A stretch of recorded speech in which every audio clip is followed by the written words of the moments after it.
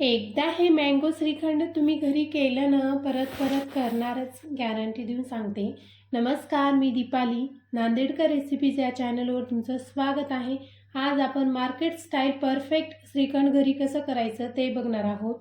सर्वात पहिले काय केले, मी ते एक भांडं घेतलं. त्या भांड्यामध्ये अर्धा लिटर दही घेतलेलं आहे. दही आपल्याला फ्रेश आणि घट्ट पाहिजे. तुम्ही जर पातळ दही घेतलं तर श्रीखंड आपलं लवकर सेट होणार नाही. त्याकरता तुम्ही इथं घट्टच दही यूज करा. आता मी एक भांडं घेतलं, त्या भांड्यावर एक कॉटनचा कपडा ॲड केला आणि त्या कपड्यामध्ये पूर्ण दही ॲड करून घेतलं. आपल्याला 1.5 ते 2 तासाकरता हे कपडा लटकून ठेवायचा आहे दह्याचा, जेणेकरून आपला चक्का दही तयार होईल आणि एक्स्ट्राचं पाणी बाहेर पडेल. आता मी 1.5 ते 2 तासाकरता हे कपडा लटकून ठेवून देते. दही मी आता लटकून ठेवलेला आहे. आता इथं मँगो श्रीखंड करण्यासाठी इथं आपल्याला आंबे लागणार आहेत. इथं मी केसर आंबे घेतलेले आहे. त्यामधला आपल्याला एकच आंबा लागणार आहे. तर मी आंबा स्वच्छ धुवून घेतलेला आहे आणि कट करून त्या आंब्यामधला सर्व गर आपल्याला काढून मिक्सरमध्ये फिरून घ्यायचा आहे. आता तुम्ही बघू शकता, मी आंबा कट करून घेत आहे आणि आंब्यातला सर्व गर काढून घेते. तुम्ही बघू शकता, आता मी छान मिक्सरमध्ये असा मँगो गर काढून घेतलेला आहे. आपल्याला 1-3 कप एवढा मँगो गर लागणार आहे.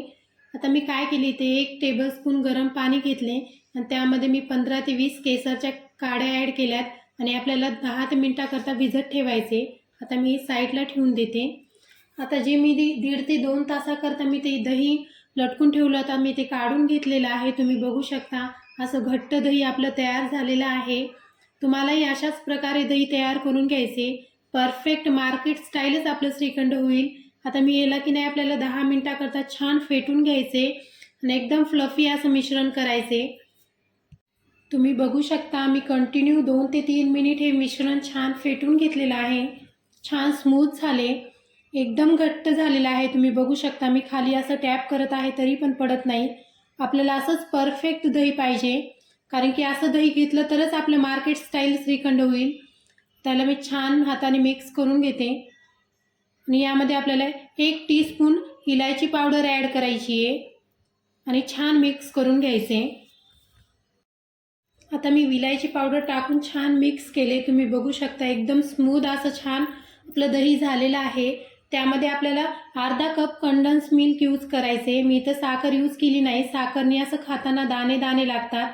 मार्केटमध्ये जे श्रीखंड भेटतो ना, त्यामध्ये सहसा कंडन्स मिल्कच यूज करतात. तर मी ते एकूण अर्धा कप कंडन्स मिल्क यूज केले आणि त्याला टाकून मी छान मिक्स केलेलं आहे. तुम्ही बघू शकता, मिश्रण खूप छान असं फ्लफी झालेलं आहे.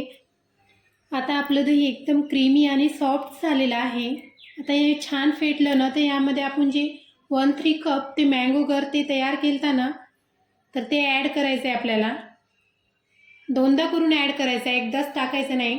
आता ते ॲड केलं ना, तर छान मिक्स करून घ्यायचं 2 मिनिटाकरता. आता तुम्ही बघू शकता, मी छान मिक्स करत आहे. मँगोनी श्रीखंडला कलर खूप छान आलेला आहे. परत मी राहिलेलं ते टाकून घेते आणि परत छान मिक्स करून घेते. तुम्ही जर माझ्या चॅनलवर नवीन असाल तर प्लीज माझ्या चॅनलला नक्की सबस्क्राईब करा. हे बघा, कलर खूप छान आलेला आहे.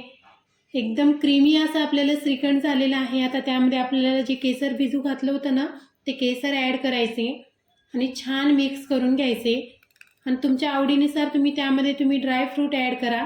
आता इथं मी पिस्ता घेतलेले आहेत. थोडे पिस्ता टाकून घेते आणि परत छान मिक्स करून घेते. हे बघा, छान मिक्स करून घेत आहे मी. तर हे श्रीखंड रेडी झालेलं आहे. ह्याला मी 10 मिनिटाकरता फ्रीजमध्ये सेट होण्यासाठी ठेवले. आता इथे एक मी भांडं घेतलेलं आहे. त्या भांड्यामध्ये मी एक श्रीखंड काढून घेते. तर श्रीखंड आपल्याला खाण्याच्या अगोदर की नाही आपल्याला 10 मिनिटाकरता सेट करायचे आणि थोडं केसरनी ड्रायफ्रूटनी गार्निश करते. तुम्हाला माझी रेसिपी कशी वाटली प्लीज कमेंट बॉक्समध्ये नक्की सांगा. हे बघा, मार्केट स्टाईल परफेक्ट आपलं श्रीखंड तयार आहे. तुम्ही ही रेसिपी नक्की ट्राय करा.